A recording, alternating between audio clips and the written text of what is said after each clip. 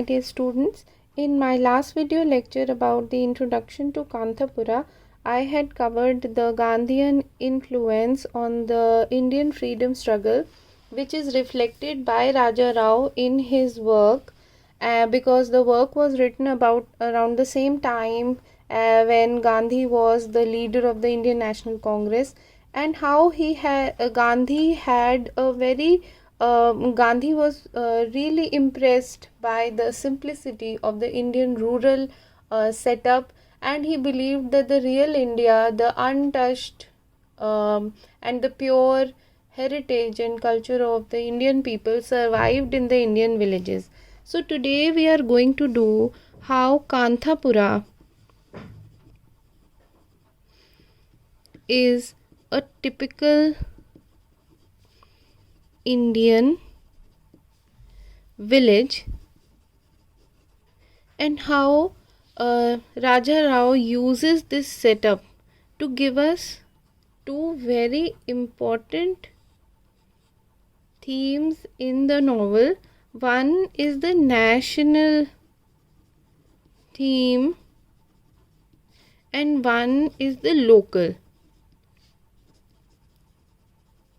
These are two very important setups that Rajarao touches in this novel. And in the national theme or the national setup, it is the struggle for India's freedom that he covers, struggle for India's freedom, and especially the widespread. What is the meaning of widespread? Which means the effect was really spread, it was huge, it was everywhere. The widespread influence of Mahatma Gandhi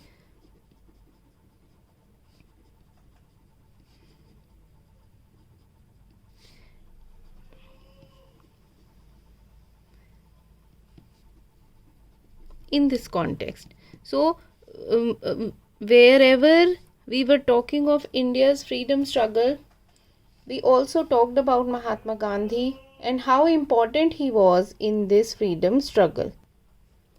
The second is the local theme that we must understand, because locally we are talking about this one village. We are not talking of the whole country. We are talking of this one village. So it is the rural life which Raja Rao deals with very beautifully, because he touches every small, not just the freedom struggle, but very small nuances of a typical Indian village, like the way people behave, the way people dress up, what are the kind of relationships that they have, what are the different types of caste systems or any kind of social biases that might exist in an Indian village. He touches everything very minutely and closely. So it is the rural life, its richness, simplicity, how rural people are simple in the way they live and dress up, and of course spirituality. When we will do the different characters, we will also do some other important themes, like what is the symbol of Kenchamma hill. So goddess Kenchamma, which is the ruling goddess of Kanthapura. So spirituality is also very important, the simplicity of the people, and yet the richness. Richness here, rich doesn't mean rich by money. Richness means the richness of the culture and the heritage that they hold, which is very important. So this is the local theme again, which Raja Rao covers, and it is important. So after discussing this, how Kanthapura is the typical Indian village, and now let us come to what is Kanthapura. Kanthapura basically is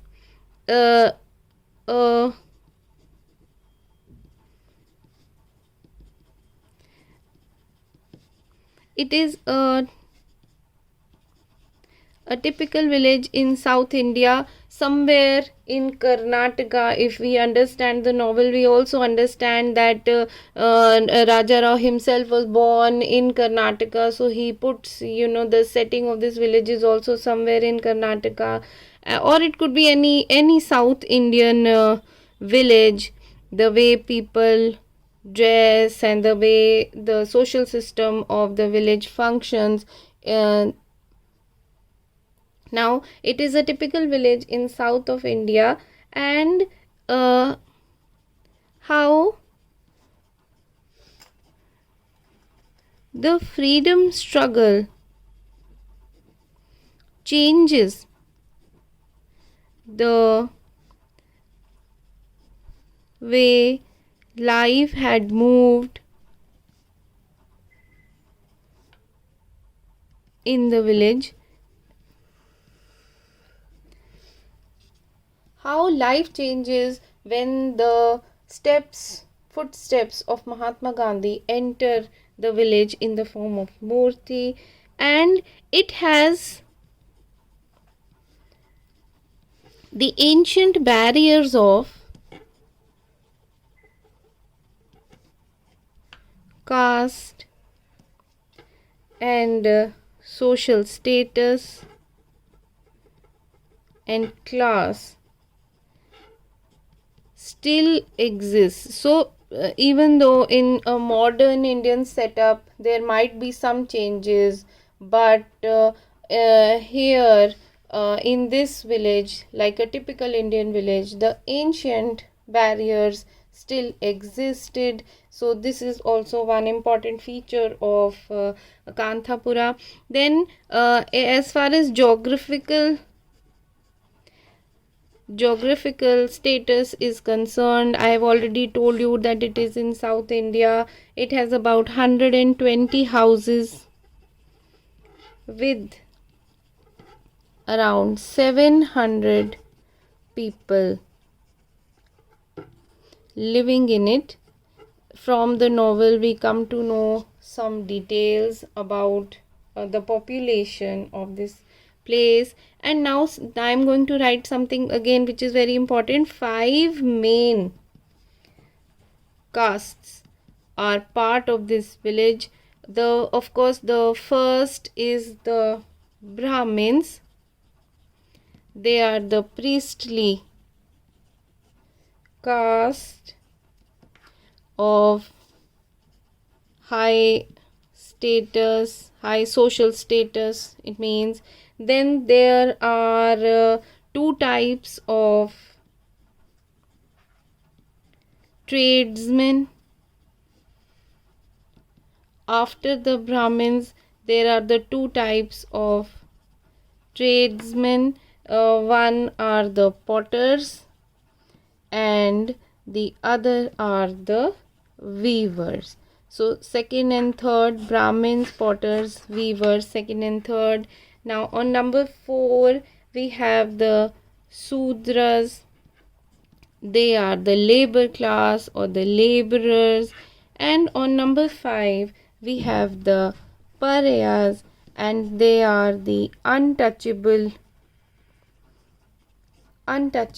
of the village. So here Raja Rao also touches this untouchability factor which existed at that time in the Indian society, especially in the rural society. Some classes were considered to be untouchables, and socially they were shunted out of the community. They had their own typical areas to live, and they could not enter the areas of the higher caste. They could not enter the temples.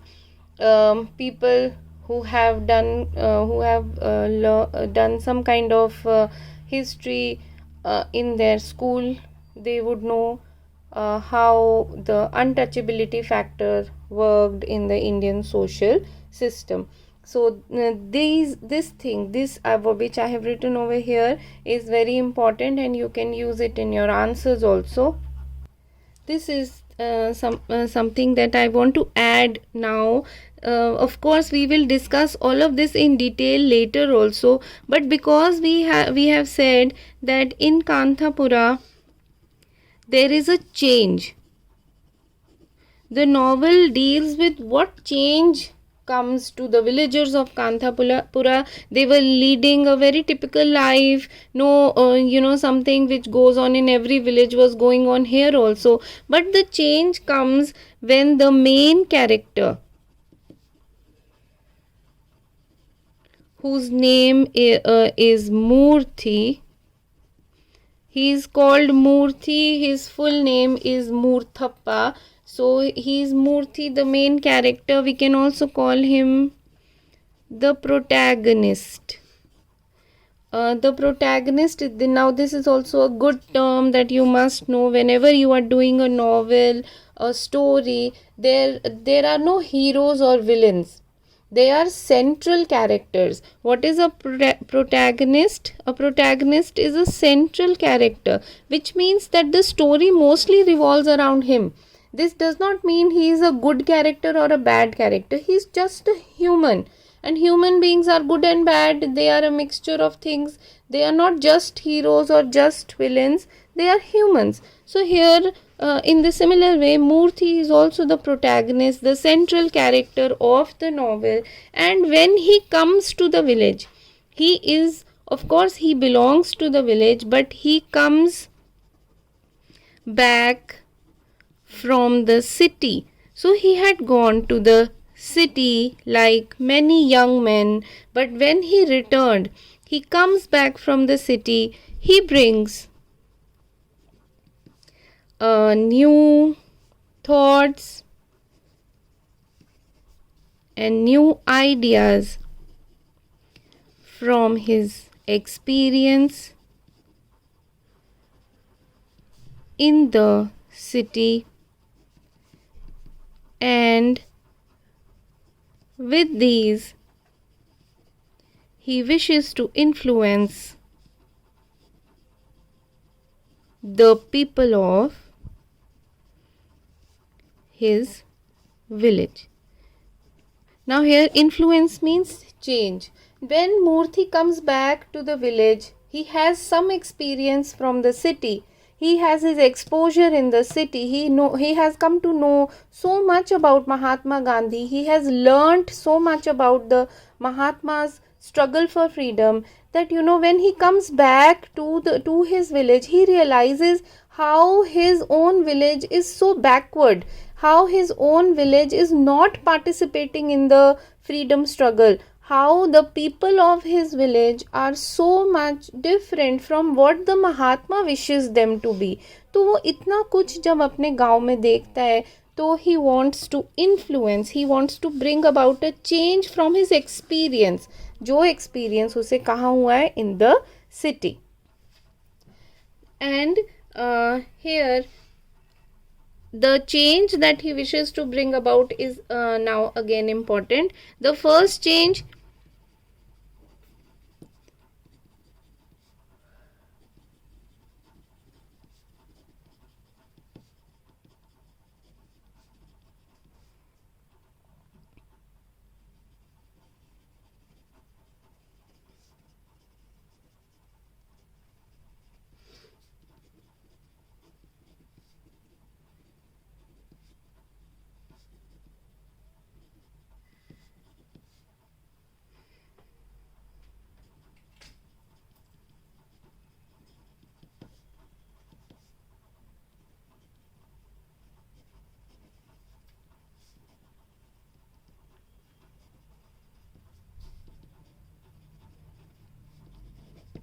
पहला change, he wishes the people of his village to understand the philosophy of Mahatma Gandhi and participate in the struggle for independence.